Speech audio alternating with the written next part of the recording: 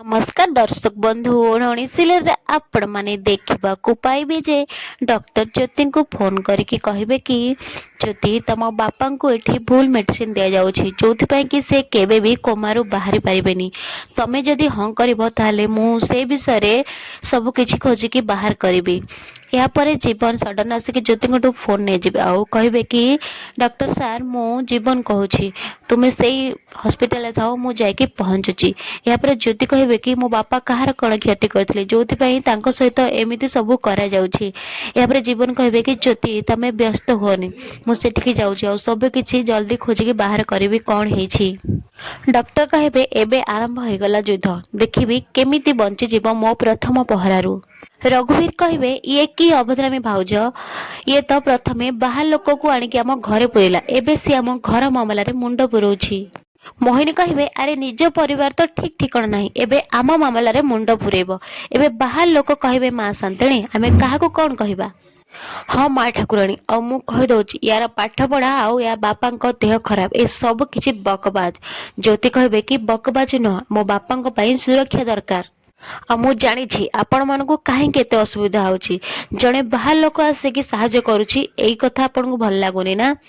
रघुवीर चिलेई कहे ए झिया मुह संभाल के कथबार्ता कर। यापर जीवन कर बापा कहे कि तू कहीं एत जलुछु मत तो लगुच एसबू पछरे तोर ही हाथ अच्छी।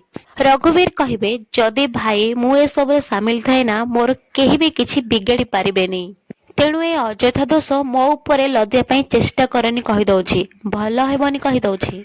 मोहिनी कहे अरे भाई तमे भी चुप कर ए उआस रे तमर एबे किछि औकात अछि।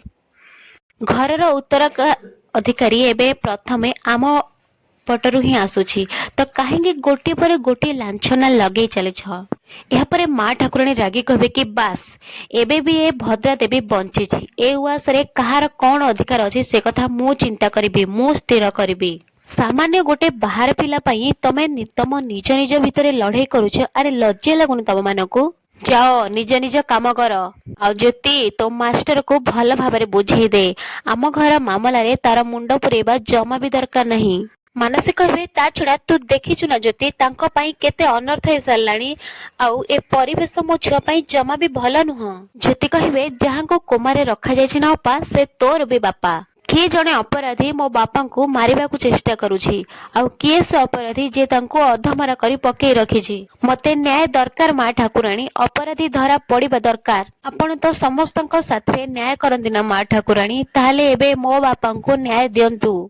ठाकुराणी कहे सब बेले तू तो बापा पई गुइंदागिरी बाहर कर दे चलीछु आउ सेति पई मो परिवार रे अशांति होछि एथरा तते एठी सब किछि बंद करबा को हेबो सेतिक बेले जीवन पहुंची जिबे और कहिबे कि रही जाओ जेजेमा बहुत शीघ्र समस्तक सामना को सब सत आसी जिवो। रघुवीर कहे कि देख पूरा कड़ा समस्तक सामना को पुणी गोटे षड्यंत्र नहीं आसिला मो पुतुरा ए बाहर लोक ही आम समस्त को फसौछि माँ। जीवन कहे कि तमर जहा कहबार थिला तमे कहिदेल माने तमर सरिला तो दादा डॉक्टर गोटे सुजोग दिया जाओ। यापर डॉक्टर कहे कि मु कही कि ज्योति बापा को भूल औषध दि जाई तांको कोमारे रखा जाइछि आ जहार प्रमाण स्वरूप रे इंजेक्शन भी मिलिछि। मन कहे आउ से इंजेक्शन रे जनकर फिंगरप्रिंट भी मिलिछि जहार जांच आमे करेछु आउ एटा होछि तार रिपोर्ट। ज्योति निया ए रिपोर्ट खोल के देख आउ तमे ताहले बुझी पारिबो तम बापा सहित किए करिछि आउ कौन सब करिछि।